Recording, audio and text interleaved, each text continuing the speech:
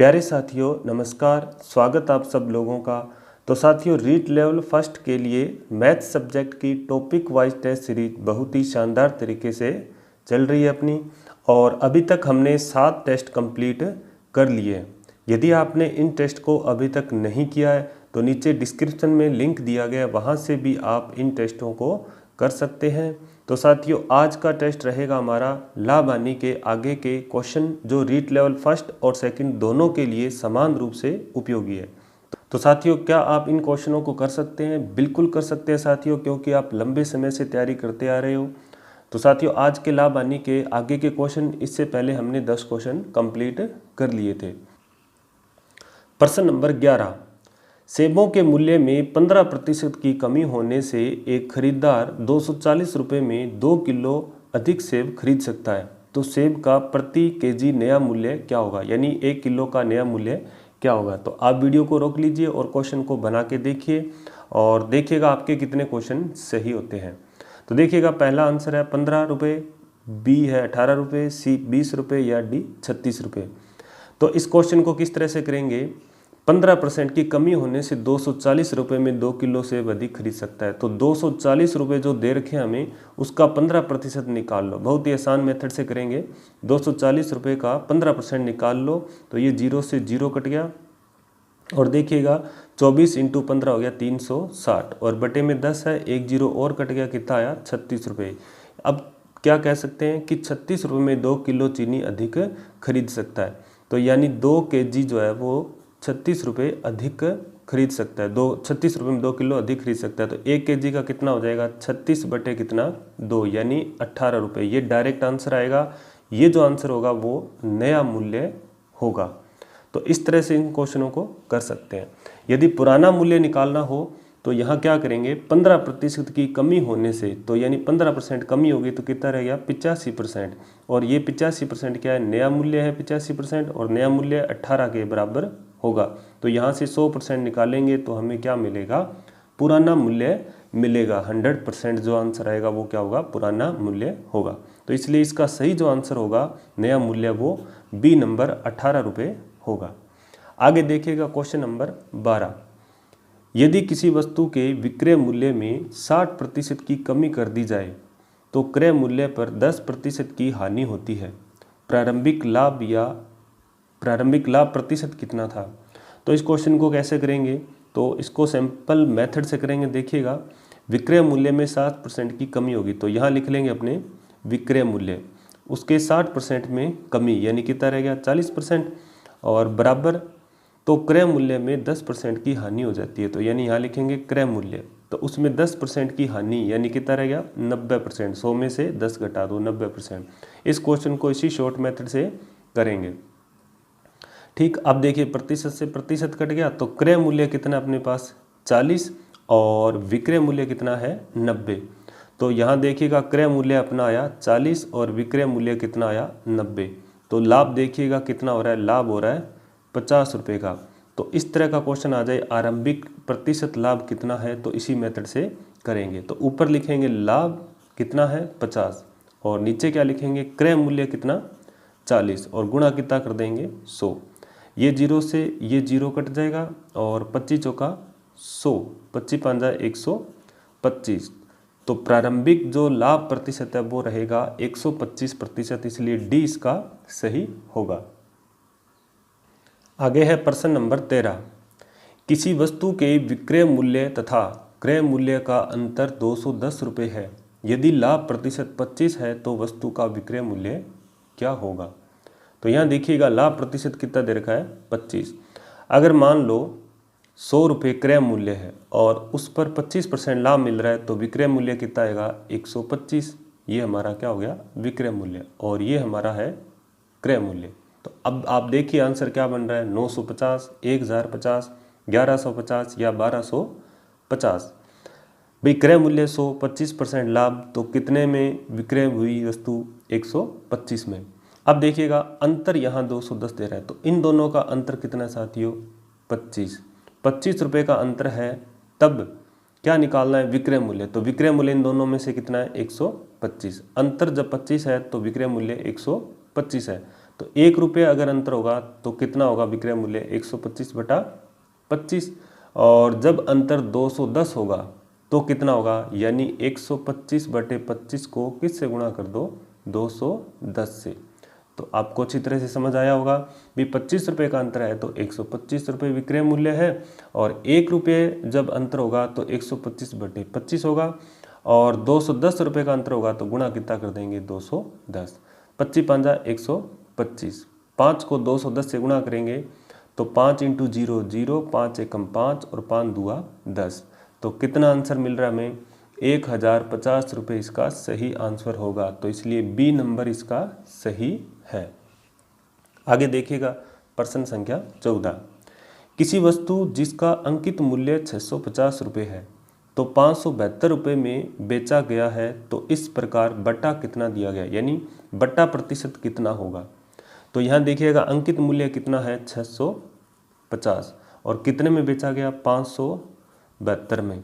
तो यानी ये छूट कितनी आई, छूट हमारे पास आई 10 में 2 गया 8, और इधर बचे 4, तो कितना रह गया 14, यानी 7, 78 रुपये की छूट आ रही। अब छूट प्रतिशत में निकालनी हो तो जितनी छूट है वो ऊपर लिखेंगे, और छूट जो है वो हमेशा अंकित मूल्य पर निकाली जाती है। ध्यान रखिएगा अंकित मूल्य हमारे पास कितना है यहाँ पर 650, तो 650 नीचे और इंटू क्या कर देंगे 100।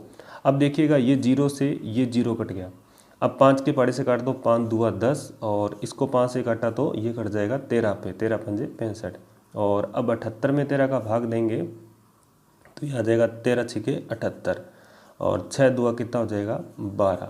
तो छूट कितनी है साथियों, 12% इसका सही आंसर होगा। आगे है प्रश्न नंबर 15। 10% तथा 5% के दो क्रमवार बट्टे किस एकमात्र बट्टे के समतुल्य है। तो यानी बट्टा जो है वो पूछ रहा है समतुल्य किसके होगा, जब दो क्रमवार बट्टे दिए जाए, पहले 10% दिया जाए और फिर कितना दिया जाए 5%। तो इसका सिंपल सा तरीका है 10% बट्टा यानी 90% में बेचेगा वस्तु, इंटू 5% में बेच रहा है छूट के साथ, तो मतलब कितने बेचेगा 95% में, यानी 95/100। प्रतिशत निकालने के लिए क्या करते हैं 100 से गुणा, 100 से ये 100 कट गया, ये 0 से ये 0 कट गया।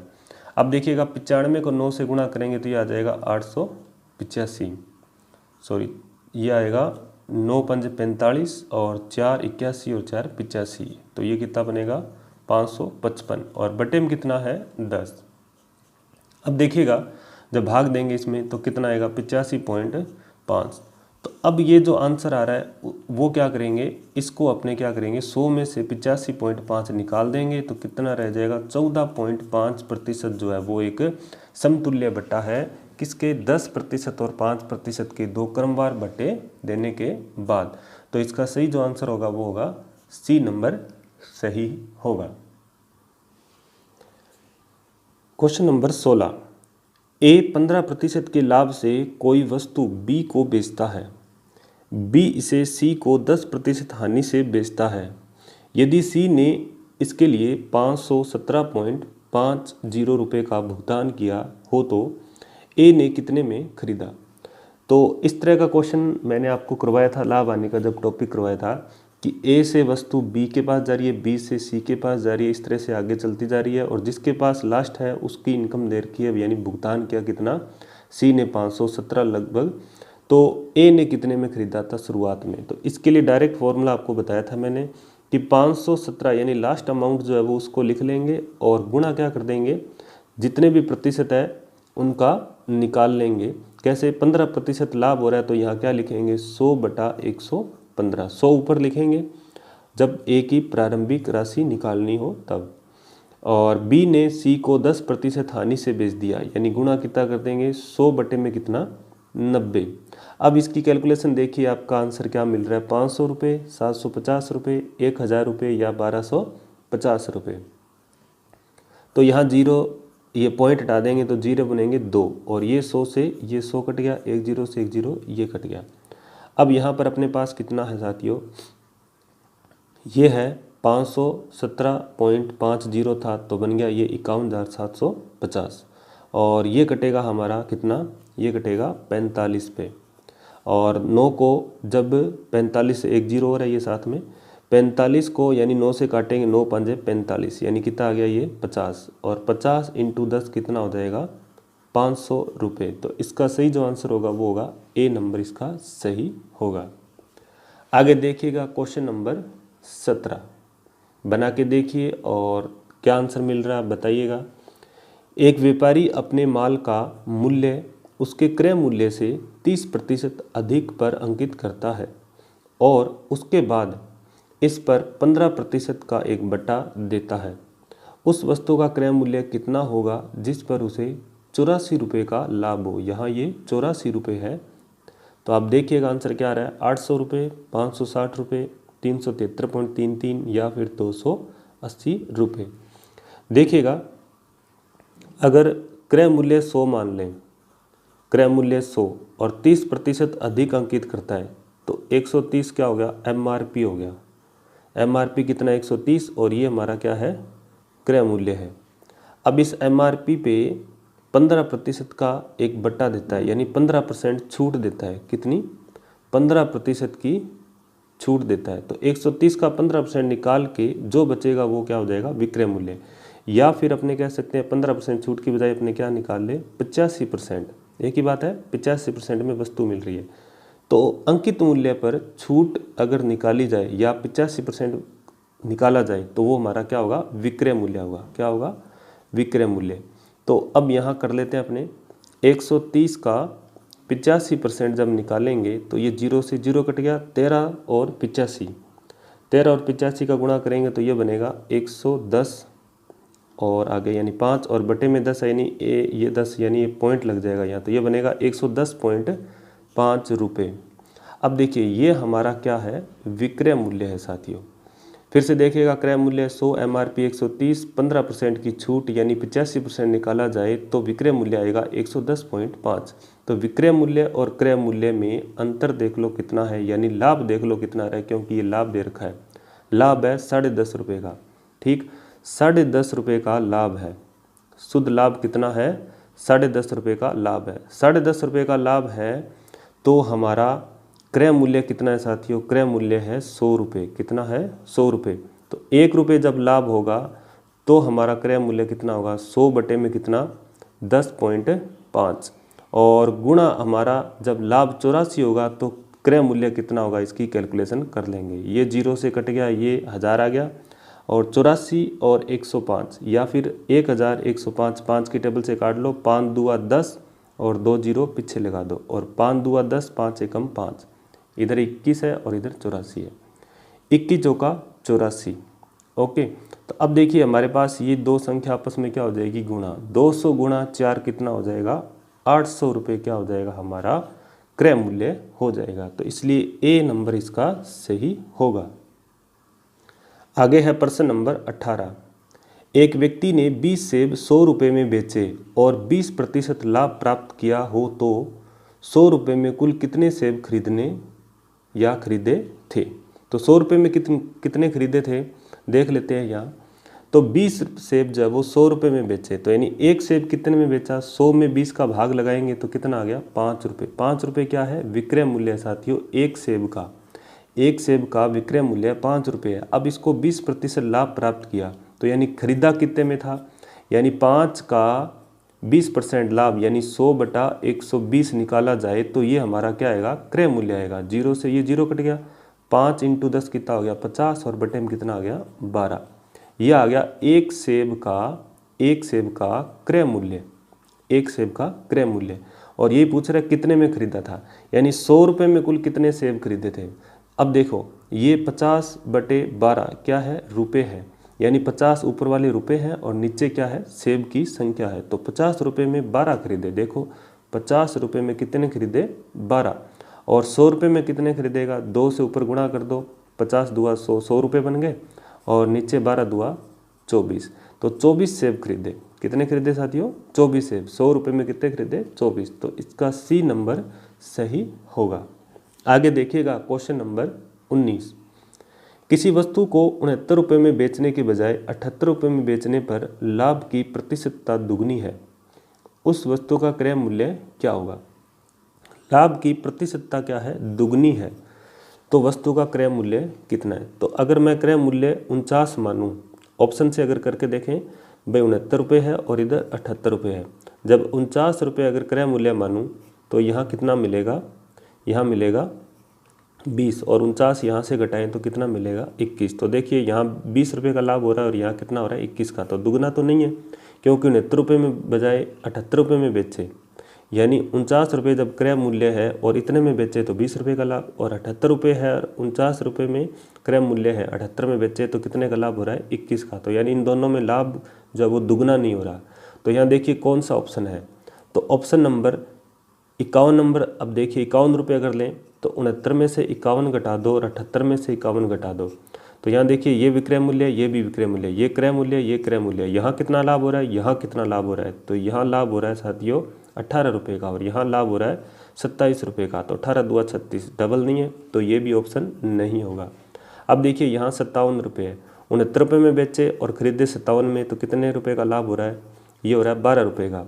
और 78 रुपये में बेचे और 57 रुपये में खरीदे तो कितने रुपये का लाभ हो रहा है, ये हो रहा है 21 रुपये का, ये भी डबल नहीं है। अब देखिए, अब यहाँ पर अगर मैं 60 लूँ, अगर 69 रुपये बेचे और 60 में ख़रीदा था तो 9 रुपये का लाभ हो रहा है, कितने रुपये का, 9 रुपये का। और 78 में बेचे और 60 में ख़रीदा तो कितने रुपये का लाभ हो रहा है, 18 रुपये का। तो ये देखिए यहाँ 9 रुपये का लाभ हो रहा है और यहाँ 18 रुपये का। तो ये लाभ देखो दुगना है कि नहीं है। 69 रुपये में बेचने की बजाय 78 रुपये में बेचे, 69 में बेचने की बजाय 78 में बेचे तो 9 दूआ 18, डबल लाभ हो रहा है।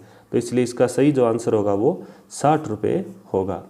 तो साथियों ये थे लाभ हानि के आज के 9 क्वेश्चन और 10 पहले हो चुके थे, तो टोटल 19 क्वेश्चन कंप्लीट हो गए और सभी जो टाइप है वो शामिल कर लिए। तो निश्चित रूप से आपको इन्हीं क्वेश्चनों के इर्द गिर्द आपको रीट के एग्ज़ाम में देखने को मिल जाएंगे, रीट लेवल फर्स्ट और सेकंड दोनों में।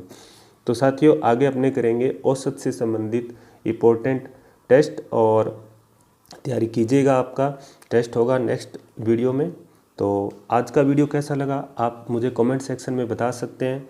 मिलते हैं नेक्स्ट वीडियो में, तब तक के लिए जय हिंद, जय भारत।